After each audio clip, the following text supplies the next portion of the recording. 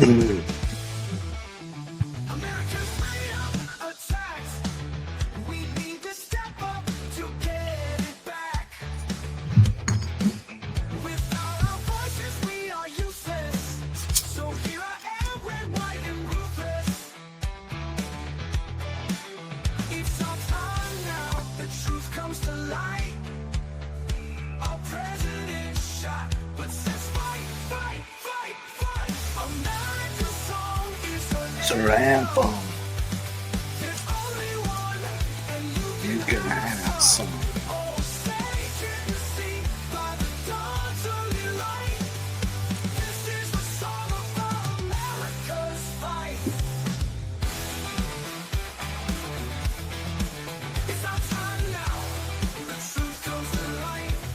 Our president shot, but says fight, fight, fight. America's song is her anthem. There's only one, and you can have some. Oh, say, can you see by the dawn's early light? This is the song about America's fight. It's our time now. The truth comes to light. Our president. All right, guys, here we are, Red, White, and Ruthless, number 18, man. We're at 18 today. We're going to talk a little bit about CDCR. Yeah, 28 years in CDCR, so I have some opinions. And today you're going to hear about it. If you don't know, California Department of Corrections has, they came off lockdown, but they were on lockdown on the level 4 yards, I believe, and the level 3s. I couldn't get fucking answers from communications, to be honest with you, and that's kind of what this is about. That was, I think they did answer that one, to be honest. As far as which, that was probably easy to find online. So, in all fairness, but I did contact Terry Hardy in communications, and and I want to talk about that a little bit. So the job of, so let me back up. I was a public information officer. Okay. So what I did, my job, I was a lieutenant then, and that's the folks in CDCR who have those positions are normally lieutenants. At least they were when I was there. And there was one at every prison and of course headquarters and, some other places. But your job was to coordinate responses to media requests and just basically deal with the media. If the news wanted to do a story about your prison, you'd work with them if they want. In my case, we had Dr. Phil there. We had, what's his name? America's Most Wanted. God, the dude was great. John. Oh God, I wish I could remember his last name. He was amazing too. He talked to all the staff. Damn, I can't remember his name. Anyways, y'all know the guy who does America's Most Wanted. Fantastic dude. I mean, he rolled up. I'm getting on tangent now, but I'm gonna do it anyways. This dude rolls up and feeds everybody. I mean, he brings in this really nice food truck, for his staff, but he didn't give a shit, man. He was feeding people steaks and anybody who wanted to eat. And he, for 12 to 14 hours, I walked around with this dude, and every person he walked up to or passed by, he offered to take their picture with him and thank them for the job they do and all that shit. I mean, this dude was fantastic. Dr. Phil was kind of a dick, but anyways, neither here nor there. But the job of a PIO it is just that, is to work with media and develop hopefully some good media relations to represent your department and your department and your prison. So me and Terry ain't starting off all that fucking good, man. I get the idea that she's irritated that I'm even asking questions. My podcast isn't huge, but it's still, I represent the media. I'm sitting here providing folks who want to listen news and information, and that makes me media. And it's her job, whether she likes it or not, is to respond to me. I'm not asking difficult questions.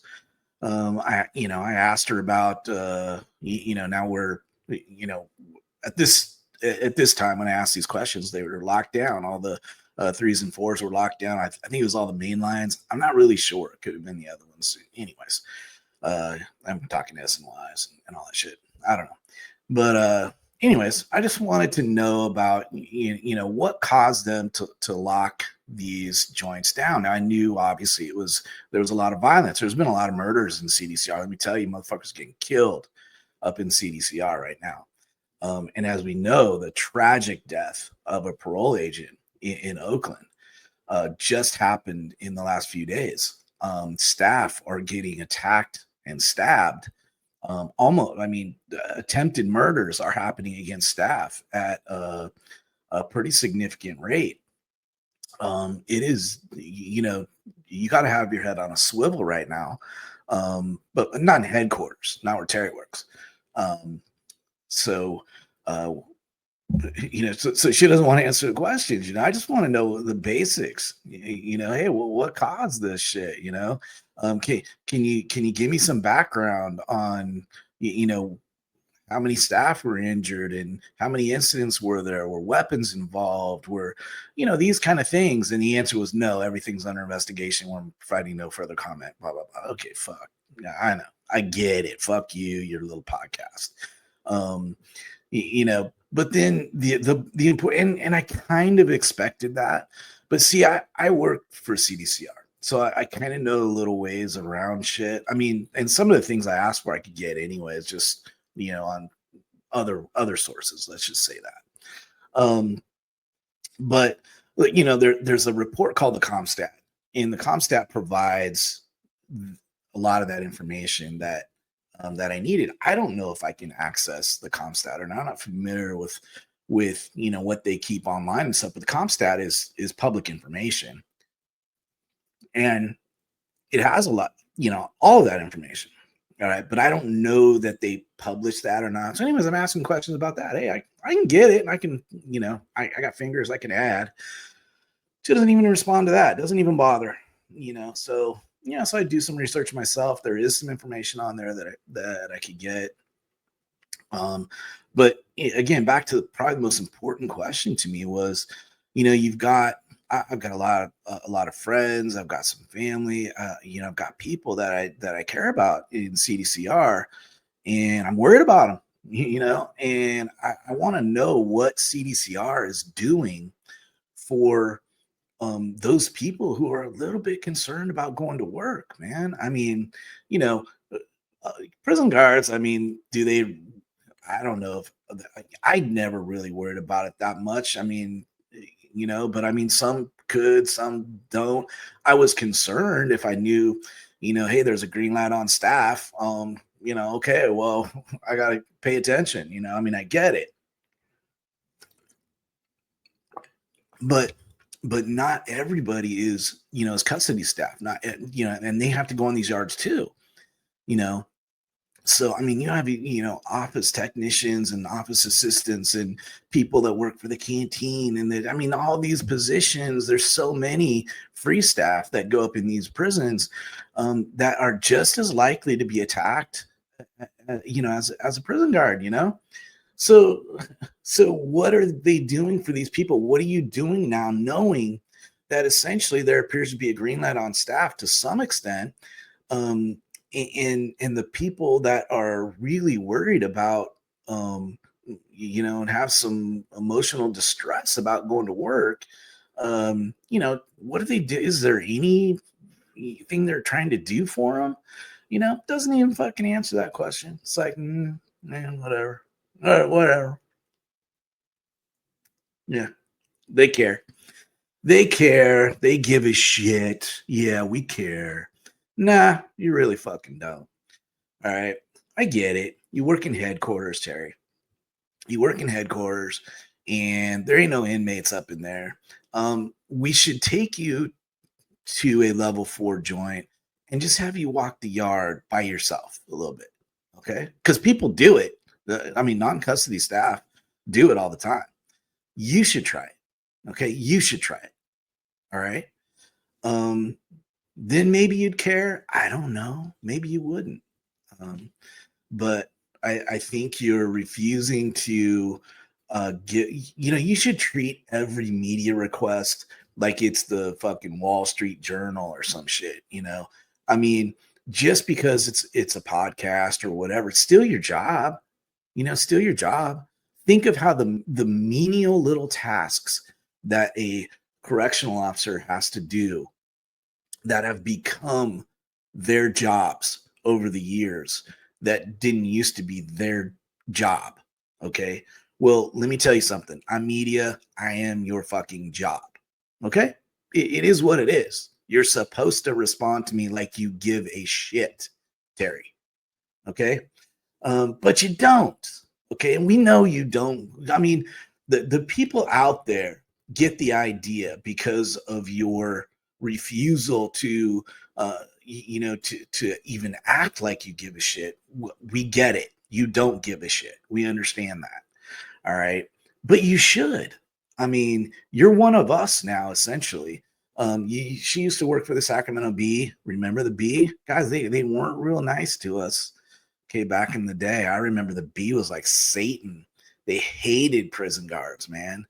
I don't know, I don't pay attention to the Bee anymore, but back in the day, man, I don't know what her take was. I don't, on or even if she wrote about prisons back then. I have no idea. Don't give a shit, really. I just know she worked there for about 8 years, according to her profile. But maybe that's where she got this attitude from. I don't really know. So here's what happened is I'm trying to get some information and do a podcast on this lockdown. So for that, I need some information, and I'm working through her. She's not really responding. She asked me, what is your time frame? And I'm like, oh, I don't know, a week. I'm thinking she'll tell me if a week's unreasonable. A week seemed reasonable to me. I had like 4 or 5 questions, and I had some document requests too. So, which went another route, and she did tell me where that went. I made the mistake of calling the what is it, the Public Information Act or something like that, the wrong name, and she was very quick to correct me on that. Like, she kind of got off on that a little bit. I'm sure she did. I'm sure you're really fucking smart, Terry. I'm sure you are. Really fucking smart. But anyways, so I'm not getting any responses from her. And so I'm like, screw it, man. I'm gonna talk to McCumber. And it's not hard to figure out these people's emails. So I emailed Jeff McCumber, and I'm going to tell you guys. I know there's a lot of hate out there for Jeff McCumber. I know that. I see it. I watch the podcast and shit like that, and I talk to people, especially with this California model. It wasn't McCumber's idea. Come on, man. He's got a job to do. And so my point is, I do know a couple of people who know McCumber, and they do have a lot of respect for the dude. I don't really know. I can't say that I work with him and say one way or the other. I really don't. All I can do is judge him by who represents him. Okay, and it's not looking good, Jeff. I mean, dude, I want to represent you well, or at least accurately, and I can't do it if your communications folks are blowing me off. All right. Can't do it. All right. So I just have to make some assumptions like you don't give a shit, Terry. So anyways, I did, and Jeff McCumber got back to me. He emailed me back. I'm not gonna, throw his email up on up there or anything. He was very cordial, and within minutes, Terry Hardy was on there saying she responded to all my questions like over a month ago, and she lied. She's a liar. She didn't. So I'm like, okay, let's do this. So I went back and went through all my emails and found the ones that she didn't respond to, and I went through them again, and unfortunately had to send them again. to her and Mr. McCumber. So I'm hoping Mr. McCumber looks at it and tells her, it's like, come on, man, get your shit together. You don't say you've done something that you haven't done, you know. And I felt the sarcasm in her emails, like she was just annoyed having to respond to me. You know what I mean? Um, okay, sorry, find a new job. I don't know. But that's yours right now. Delegate it to somebody else. I don't give a shit. I would actually appreciate it if you actually delegated it to somebody who would actually do their fucking job. That'd be fantastic. But here's the thing, Terry, is I really know more about corrections than you'll ever fucking know. Okay, I really do. Um, and just treat me with a little respect. Okay, just treat me with a little respect. All right, I'm asking you questions. I didn't really care when if you'd have told me 2 weeks, I'd have been okay with that. But act like you care. That's the biggest thing. If you've ever been worked in a prison, you'll know that respect is like the number one fucking thing. All right. You talk to any, especially, I'm sure it's the same. Hopefully it's the same with, youngsters, but old school dudes, man, I don't like it when you disrespect them. And I felt disrespected just by the way you treated me, just by the way, you responded. So I'll get over it. I'm a big boy, but not without doing this podcast, because I'm going to share with kind of your thoughts on how you dealt with me and so on.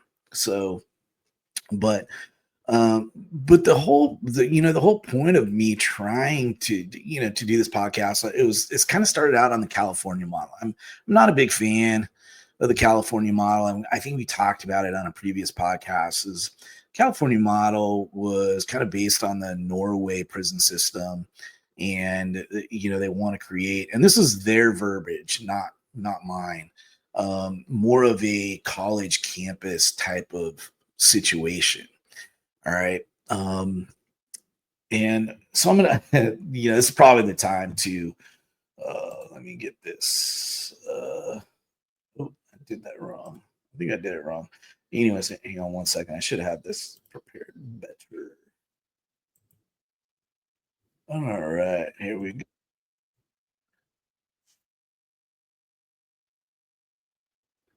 Yeah.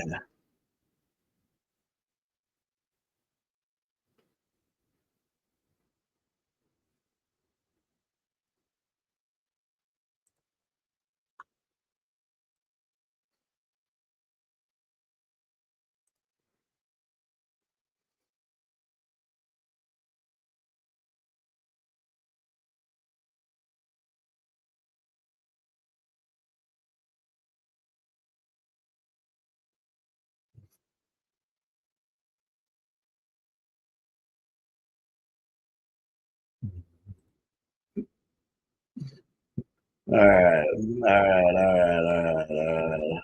All right, I kind of messed it up a little bit, but you get the whole the gist of it. Um, anyways, that was a little I guess a little humor about somebody created that shit, obviously. Um, but yeah, that's what people think about the California model.